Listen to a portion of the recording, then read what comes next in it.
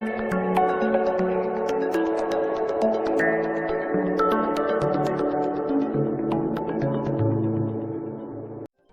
COVID-19 vaccines being developed aim to produce immunity to the SARS-CoV-2 virus by stimulating an immune response to an antigen, usually the characteristic spike protein found on the surface of the virus.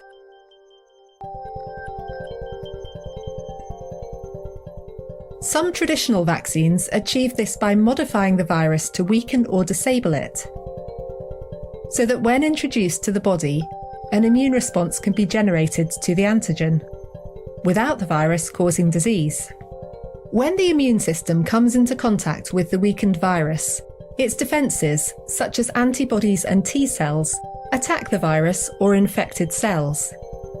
In the process, specialised memory cells take note of the specific antigen and prime the immune system to produce cells and antibodies that will quickly target these proteins. So the next time that person is exposed to the same virus, the immune system is ready to fight it off.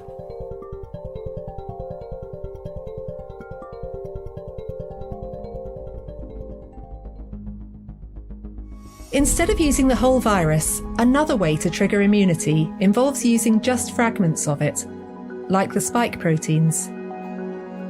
These subunit vaccines have the advantage of being relatively easy and cheap to produce, and are incapable of causing disease because these fragments are not able to infect host cells.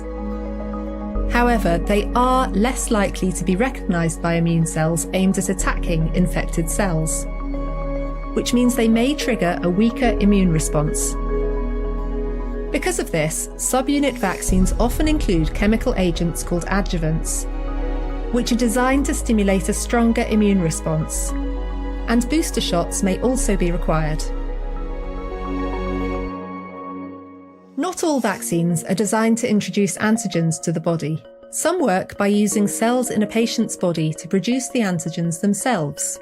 Examples include viral vector vaccines and mRNA vaccines. In both cases, the goal is to get a short fragment of genetic code taken from the target pathogen, in this case the SARS-CoV-2 virus that causes COVID-19, into the patient's cells. By hijacking the cellular mechanisms, these kinds of vaccines mimic the way viruses normally reproduce during natural infection. But rather than creating copies of the virus, the cells only produce large amounts of antigen that then usually trigger a strong immune response.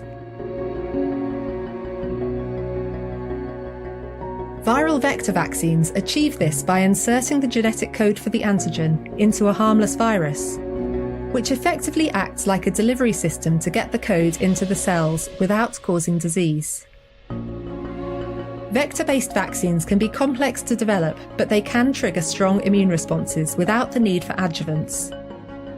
And in theory, one type of vector can be used to deliver code for a range of different antigens, which can speed up vaccine development.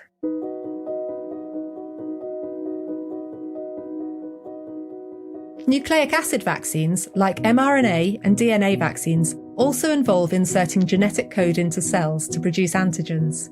But instead of using viruses to deliver the code, these vaccines take a more direct approach that involves inserting the code directly into cells, either by attaching it to a molecule or by forcing it into cells using a gene gun.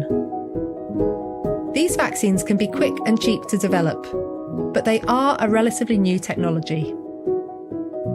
With hundreds of COVID-19 vaccines now in development, it's likely that a mixture of different approaches will be needed in order to stop the global spread of this coronavirus and end the pandemic.